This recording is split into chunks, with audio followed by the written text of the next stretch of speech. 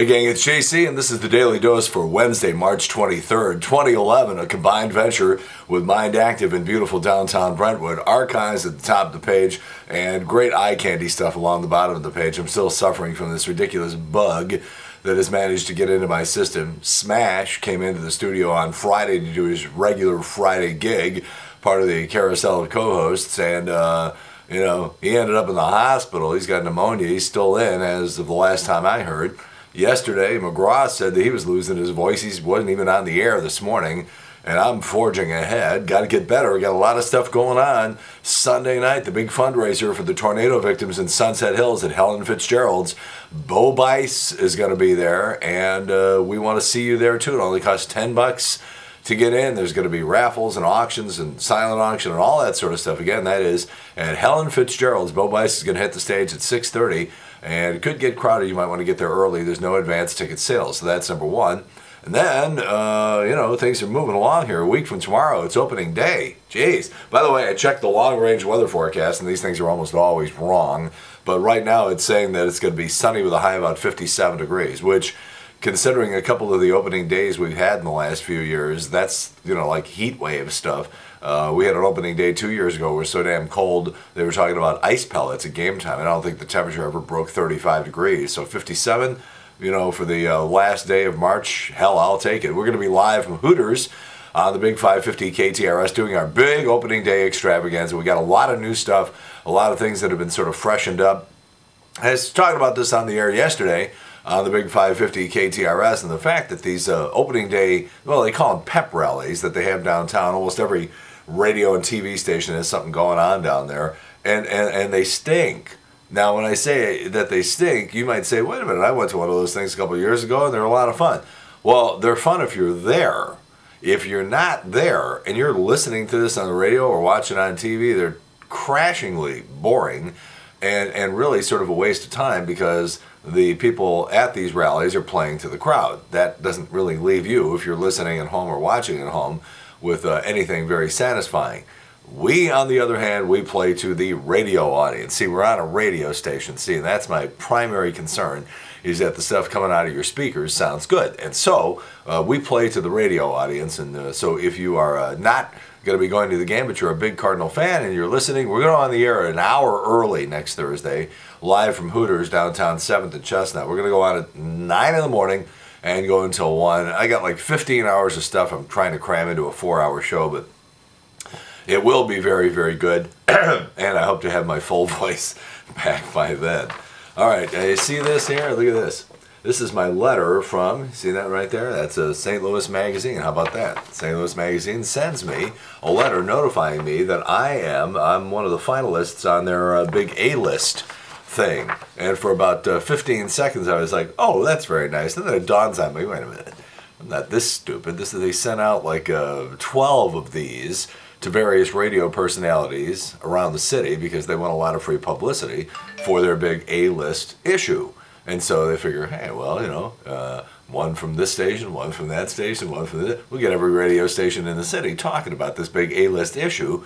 And it's a little disingenuous. Not a bad marketing scheme, but it's a little, like I said, it really... At this stage of the game, awards, for somebody like me, it's like somebody wants to give you a real award, you accept it graciously.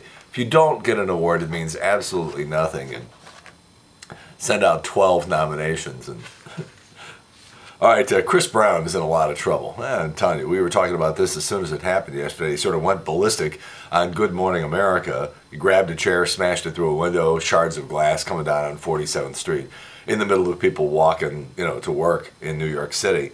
An ABC source claims that before the interview, Chris Brown gave Robin Roberts, who was doing the interview, gave her the okay to ask questions about Rihanna. But another source says he expected to be asked one question, not to be pummeled about it. And this is exactly what I said on the air yesterday. I'm certainly not defending Chris Brown, not by a long shot. However, there are deals made like this where somebody says, no, I have to ask you about Rihanna. He goes, yeah, that's okay, go ahead. And they say, fine. But then they don't expect, 6, 7, 8 questions coming right after another. Chris Brown, by the way, is scheduled to perform on Dancing with the Stars, which is another ABC show like Good Morning America. That's on Tuesday night. We'll see if that happens. The perjury trial of Barry Bonds started yesterday. He's accused of lying to the grand jury back in 2003 about using steroids. Barry's defense team, here's their strategy. They're going to say, they've already said, that Barry's trainer lied to him and that Barry was under the impression that he was getting injections of flax seed oil and arthritis cream. In other words, Barry may have taken the steroids, but he's going to say that he didn't take them knowingly and therefore not guilty of lying to a grand jury. Won't this be interesting?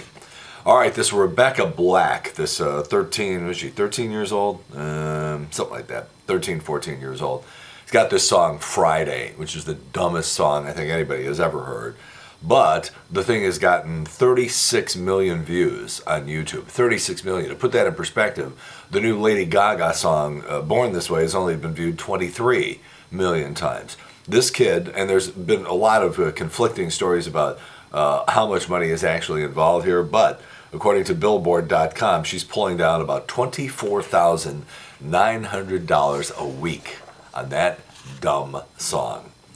The new study asked both men and women to name the biggest regret of their lives. For women, 44% said that it was something romantic, like the guy that got away. For the men, the top answer was something work-related.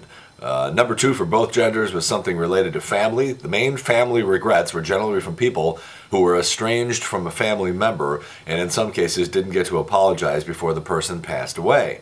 They haven't released a specific order of the other regrets, but some of the ones that got big chunks of votes are people who regretted not going to college.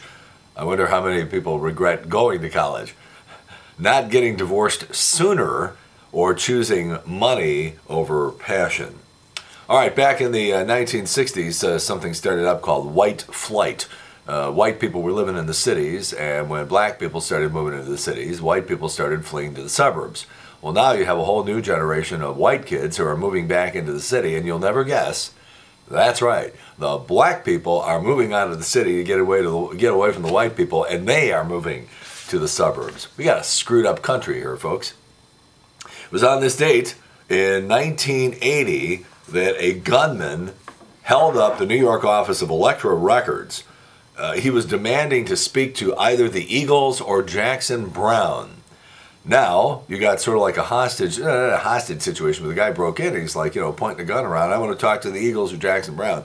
And he ended up giving up, though, when he was told that that the Eagles and Jackson Browne lived in California. Okay, he was in New York. He was like, oh, okay, and left.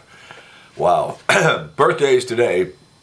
We had Bob Costas' 59th birthday yesterday, and I try to make the birthdays here and on the air something that's relatable, something that has some sort of relevance to the St. Louis area, which is why you might be surprised when I'm pointing out that today is the 46th birthday of actor Richard Grieco, who was on 21 Jump Street and also on Booker. And the only reason I mention that is because frequently I am asked the same question about who was the most beautiful woman that I ever interviewed. For like 14 years I was doing those Hollywood press junkets. You'd be sitting there with Nicole Kidman or Kim Basinger or whatever the case may be, and New York and LA, and I was going like 30, 35 times a year out on these junkets, and then we have had lots of movie stars and stuff like that.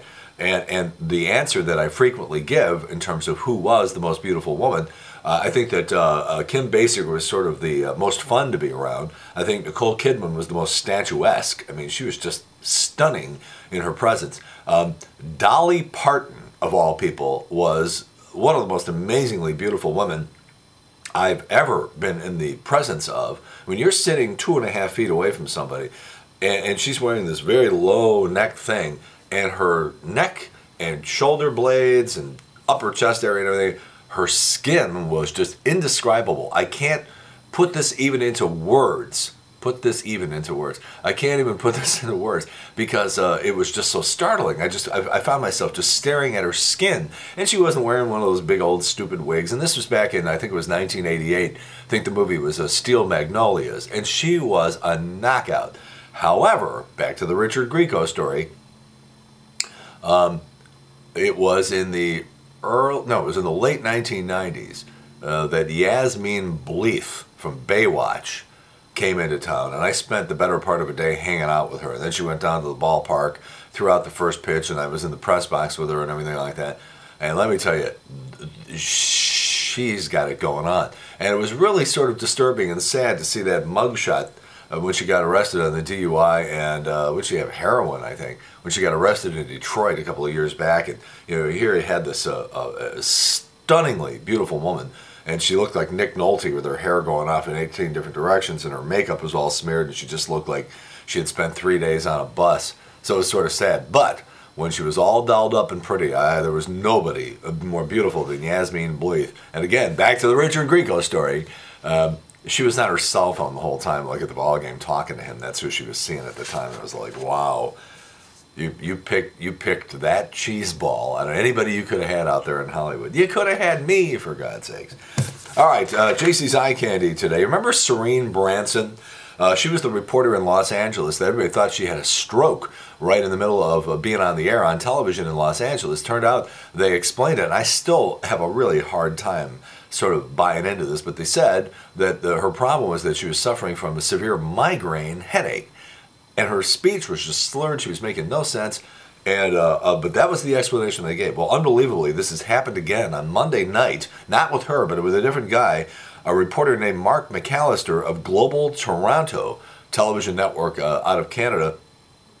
Almost the same thing happened, and so we have that video on Eye Candy today. Unbelievably, just that this would happen to two different reporters within like just a couple of months of one another. So we have that on Eye Candy today, so you can go ahead and check that out. That's it. I got to conserve the voice a little bit. I got to go do a 3-hour radio show right now. We'll see how that goes, huh? Yeah. Okay. So that's it, basically. Oh, and then one last thing. I don't know if you heard this or not, but Elizabeth Taylor died today. She was 79 years old, so there'll be a lot of stuff on your TV a little bit later on about that. All right, so that's it. JC's dose, daily dose for Wednesday, March 23rd. I need to take a daily dose of something to see if we can get my voice back. We're a combined venture with Mind Active in beautiful downtown Brentwood, and that's pretty much it. We'll talk to you tomorrow. In the meantime, we've beaten this one to death. Where's my baseball? I put it here. Getting closer and closer to opening day. There we go. Now we got the ball. That's it. Okay, we've beaten this one to death. Have a good one. See you later. Bye. Talk to you. You gotta get out of here.